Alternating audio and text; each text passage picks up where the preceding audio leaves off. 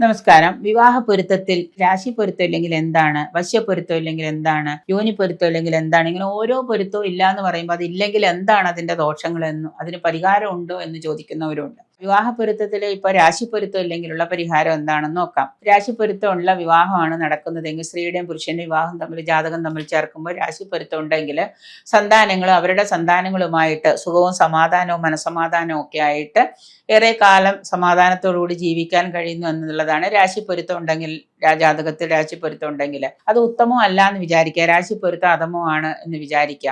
അങ്ങനെ വരുമ്പോൾ സാമ്പത്തിക ക്ലേശം ധാരാളം ഉണ്ടാവാം, ദുഃഖം ഉണ്ടാവാം, വിയോഗം, വേർപെടലുകൾ ഉണ്ടാവാം, സന്താന ക്ലേശങ്ങൾ, സന്താനങ്ങൾക്ക് രോഗങ്ങൾ ഉണ്ടാവാം, ആപത്തുകൾ ഉണ്ടാവാം, ഒരാൾ രോഗം കൊണ്ട് ബുദ്ധിമുട്ടുന്ന ആളാവാം.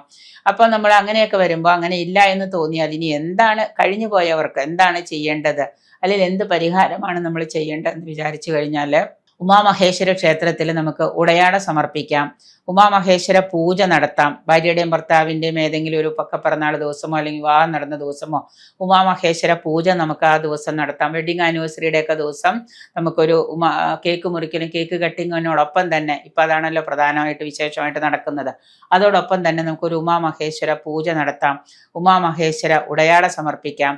ഉത്തമ ദമ്പതികളായിട്ടുള്ള ആളുകൾക്ക് നമുക്ക് എന്തെങ്കിലും വസ്ത്രമോ വെള്ള വസ്ത്രമോ അല്ലെങ്കിൽ ഏതെങ്കിലും വാങ്ങിച്ചിട്ട് നമുക്ക് ദാനം കൊടുക്കാം. ഉത്തമ ദമ്പതികളായ ആരെങ്കിലും കൂട്ടുകാരോ ആരെങ്കിലും അച്ഛനമ്മമാര് ആരെങ്കിലും വിളിച്ചു വരുത്തിയിട്ട് അവർക്ക് ദാനം സമർപ്പിക്കാം. അപ്പോൾ വിവാഹ പൊരുത്തത്തിൽ രാശി പൊരുത്തം അല്ലെങ്കിൽ നമുക്ക് ഇങ്ങനെയുള്ള പരിഹാരങ്ങളൊക്കെ നമുക്ക് വർഷത്തിലൊരിക്കൽ ചെയ്തു കഴിഞ്ഞാൽ ആ രാശി പൊരുത്തം നമുക്ക് പരിഹരിക്കാനായിട്ട് സാധിക്കും.